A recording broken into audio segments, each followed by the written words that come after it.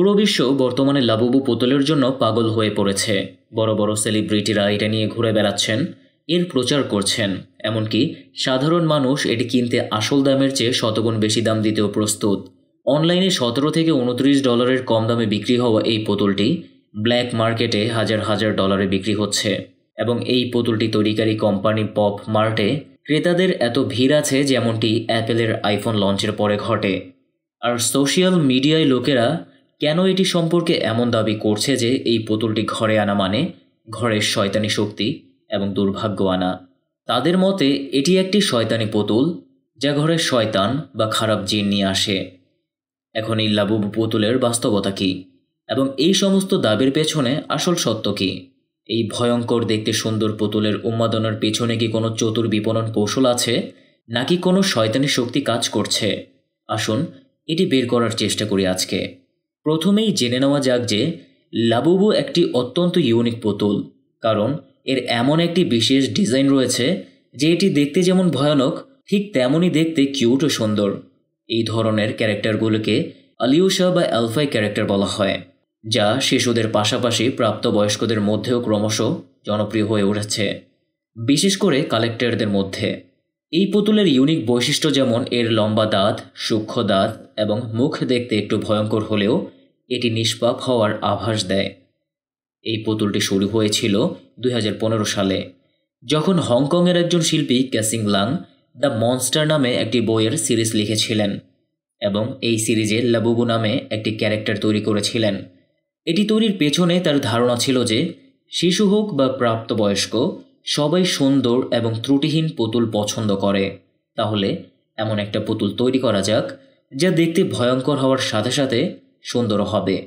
তার এই আইডিয়া পরবর্তীতে বিশাল সাকসেসে পরিণত হয় যখন 2019 সালে চায়নার বিখ্যাত কোম্পানি পপ মার্ট এই ক্যারেক্টারকে ব্লাইন্ড বক্স কালেক্টেবল টয়েস আকারে উপস্থাপন করে। ব্লাইন্ড বক্স কালেক্টেবল টয়েস আজকাল একটি অনন্য মার্কেটিং শব্দ, যার অর্থ হলো আপনি একটি পণ্যের একটি বাক্স কিনেছেন, কিন্তু আপনি জানেন না যে পণ্যটির কোন ভার্সন বা কোন এডিশন এর ভেতরে আছে। এর অর্থ হলো এটি একটি সাধারণ এডিশন বা খুব বিশেষ এডিশন হতে পারে। এই কৌশলটি একটি জুয়ার মতো কাজ করে এবং জুয়া খেলাকেই প্রচার করে, কারণ যদি কিছু স্বাভাবিক আসে তাহলে আপনি আপনার টাকা হারাবেন, এবং যদি একটি অনন্য বিশেষ এডিশন বেরিয়ে আসে তাহলে আপনি এটি অনলাইনে বিক্রি করে সহজেই হাজার হাজার ডলার আয় করতে পারবেন। অর্থাৎ কৌশল অনুসারে পপ মার্টের প্রতিটি 72টি পুতুল একটি বিশেষ এডিশন হবে।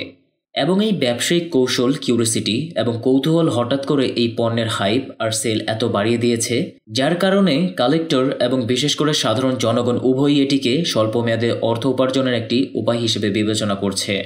এবং সেই কারণেই এই পুতুল, যা $29 কম দামে পাওয়া যায়, ব্ল্যাক মার্কেটে $10,000 পর্যন্ত বিক্রি হচ্ছে। লাবুবু ডলের বিশেষ এডিশনের মানে হলো এটি বিভিন্ন পোশাক এবং চরিত্রে আসে। উদাহরণস্বরূপ, কখনো সুপারহিরোর পোশাকে, কখনো প্রাণীর আকারে, কখনো অ্যাস্ট্রোনটের আকারে। এটি এর জনপ্রিয়তার আরেকটি কারণ।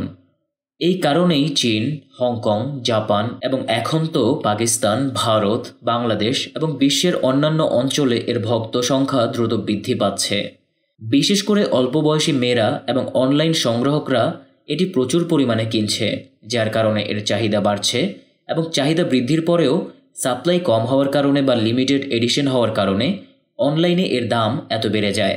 পপ মার্ট এর ব্যবসায়িক কৌশলটি ব্যবহার করে ইতিমধ্যে মোট $1.8 বিলিয়ন বিক্রি করেছে এবং তাদের আইপি স্পেসিফিক সেল হচ্ছে $480 মিলিয়ন।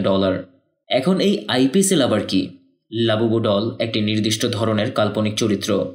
এর আইপি এর মানে এর অনন্য পরিচয় কোড, একটি অনন্য পরিচয় যাতে অন্য কেউ এটি তৈরি করে বিক্রি করতে না পারে।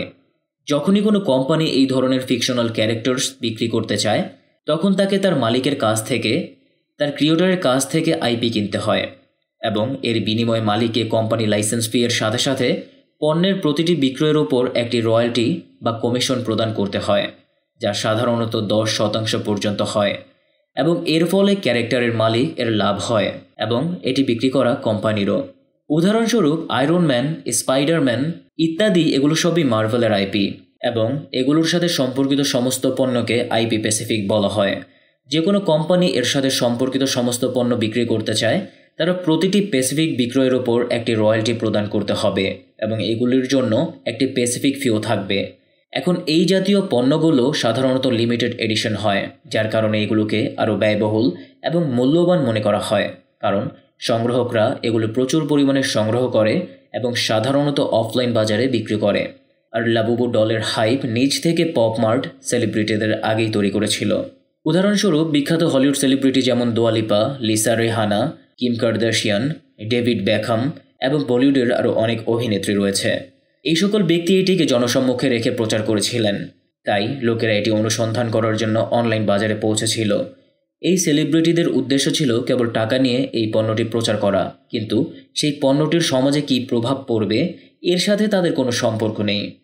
আমরা এতক্ষণ লাবুবু ডলের হাইপের কারণ খুঁজে বের করেছি। এখন আসুন এর ইসলামিক দৃষ্টিকোণে আসি।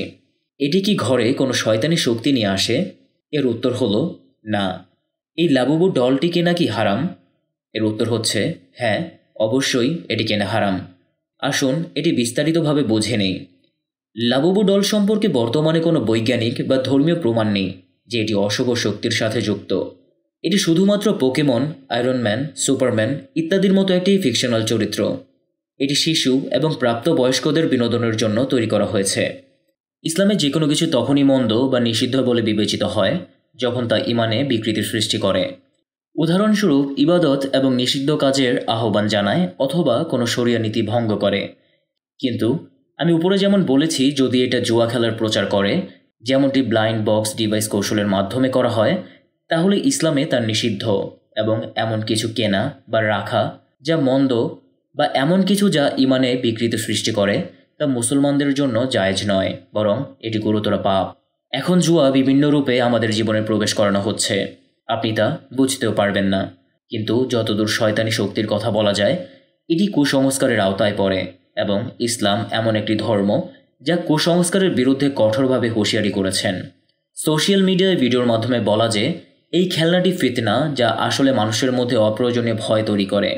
কোনো ধরনের জ্ঞান ছাড়া জাদু এবং জিনের সাথে যে কোনো কিছুর সংযোগ স্থাপন করা নিজে থেকেই পাপ হতে পারে, কারণ এটি সাধারণ মানুষের ঈমানকে কলুষিত করে এবং সাধারণ মানুষ আল্লাহর পরিবর্তে ভিত্তিহীন জিনিসে বিশ্বাস করতে শুরু করে।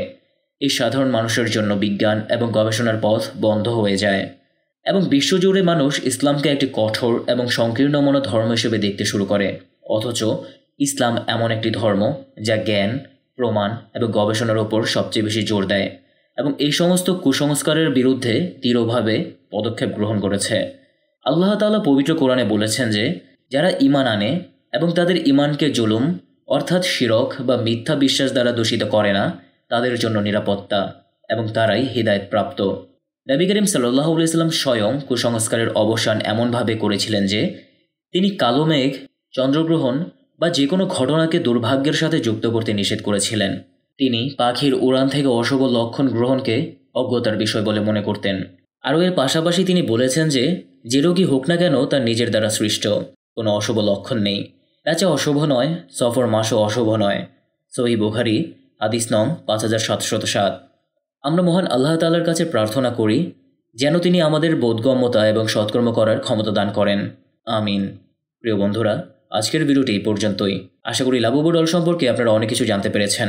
ভিডিওটি ভালো লাগলে লাইক করবেন, কমেন্টে আপনার গুরুত্বপূর্ণ মন্তব্যটি শেয়ার করবেন, সবার সাথে ভিডিওটি শেয়ার করবেন, চ্যানেলটি সাবস্ক্রাইব ও বেল আইকনে ক্লিক করে আমাদের পাশেই থাকবেন। আল্লাহ হাফেজ।